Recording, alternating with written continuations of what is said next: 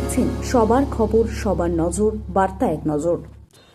গরিব দুঃখীদের জন্য বরাদ্দ জমিতে প্রমোটারগিরি করে টাকা কামানো।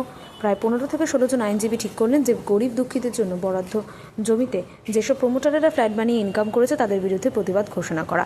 তারা ডকুমেন্ট, প্রমাণ এবং ইত্যাদি জোগাড় করে কোর্টে প্রসিড করেছেন এবং তদন্তের ব্যবস্থা করেছেন। মুখ্যমন্ত্রীকে এই বিষয়ে অবগত করেছেন। 2022 সালে হাইকোর্টের এই আইনজীবী একত্রিত হয়ে এর প্রতিবাদে মুখর হয়ে ওঠেন। কী করে প্রমোটাররা এসব জমি দখল করছেন এবং ফ্ল্যাট তৈরি করার অনুমতি পাচ্ছেন সেটা বিবেচ্য বিষয়ে দাঁড়ালো। এই আইনজীবীদের জমি রক্ষার্থে উঠে পড়ে লেগেছে তারা। বিভিন্ন এলাকায় বিভিন্ন জায়গায় আবেদন জানান এবং তদন্তের ব্যবস্থা করেন। বর্তমানে সরকার এইসব অসত্য ব্যাপার ভুক্তভোগী করা হাতে দমন করেছেন। তাই তাদের মনের আশা যে তারা সফল হবেন এবং দুস্থদের জন্য রাখা জমি তাদের ফেরত পাঠাতে পারবেন। গোপাল চক্রবর্তীর রিপোর্ট, বার্তা এক নজর। এই প্রপোজাল যখন যায় তারা প্রপোজালটা সেন্ট্রাল গভর্নমেন্টের কাছে পাঠায়।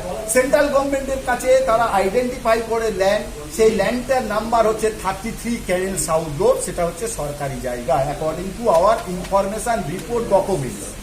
সেই জায়গার উপরে 500 প্রাথমিকভাবে 500 ঘর করার জন্য গরিব মানুষের জন্য যারা হোমলেস 3000 লক্ষ টাকা প্রজেক্টের মধ্যে 1446 লক্ষ টাকা প্রাথমিকভাবে 2002 সালে স্যাংশন করে।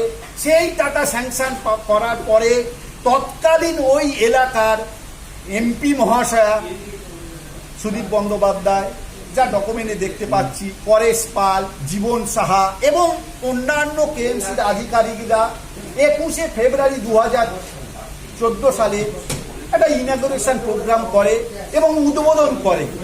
কিন্তু সেই 500 ঘরের জন্য আজও পর্যন্ত গরিব মানুষের কোনো 500 ঘর নির্মাণ করা হয় নাই। ভাইরাস 2016 সালে একটা real estate spring city group, তারা ওই জায়গাটা বলছেন আমরা কিনেছি।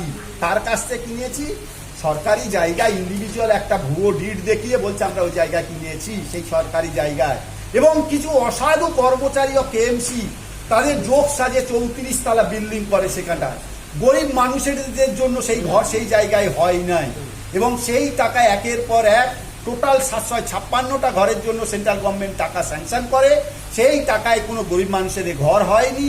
সেখানটা 34 তলা, 31 তলা এবং 30 তলা ঘর মাল্টি স্টোরের বিল্ডিং হয়ে গেল এবং সেলিব্রিটিদের 4 কোটি টাকা একটা ফ্ল্যাটে করে বিক্রি করলো। আজ দুটোই প্রশ্ন, গরিব মানুষরা যেমন তারা ডিপ্রাইভ করলো তাদের হোমলেস থেকে, তারা রিয়েল মানে তাদের ঘর যাতে পায় সেখান থেকে যেমন ডিপ্রাইভ হলো, আর আজ যারা কিনেছে তারাও কিন্তু ডিপ্রাইভ হবে আজকের না হোক কালকে।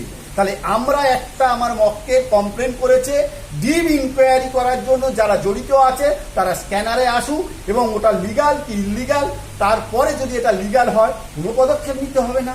ইললিগাল যদি হয়ে থাকে তাহলে আইন অনুসারে পদক্ষেপ নেবে। এটা আমরা আবেদন। আপনার কার থেকে ইঙ্গিত করছেন কলপিট আছে? হ্যাঁ, কলপিট কারা কারা আছে? কলপিট আছে কর্পোরেশনের আধিকারিক, আগে কর্পোরেশন অফিসার ছাড়া এরকম unauthorised construction in the city of ক্যালকাটায় হতে পারে না। সেনশন প্ল্যানই পাস হতে পারে না। সেনশন প্ল্যানটা পাস কি করে হলো? নেতারা মন্ত্রীরা না আঙুল না দেখায় তাহলে এই জিনিসটা হতো না। কিন্তু আমার কাছে ডকুমেন্ট আছে, আমি আজকে ডিসক্লোজ করছি না, এটা ফিউচারে হবে। এটা কোনো নেতা নেত্রী 30%, 70% রেশিওতে এই বিল্ডিংটা লিগ্যাল দিকটা তো আমরা এক্সপোজ করব। বর্তমান সময়ে যেগুলো আছে আপনারটা দেখছেন, সুদীপ বন্দ্যোপাধ্যায় সাংসদ আছেন, আর বর্তমান আপনি যে জীবন সাহা বলছেন ওটা আপনারটা বিধায়ক হয়েছে নতুন আপনারটা চৌরঙ্গি থেকে। তো চৌরঙ্গি রোডই মনে আছে আপনারটা, না ইটালি তো এটা বর্তমান সময়ে আছে। তো এটাকে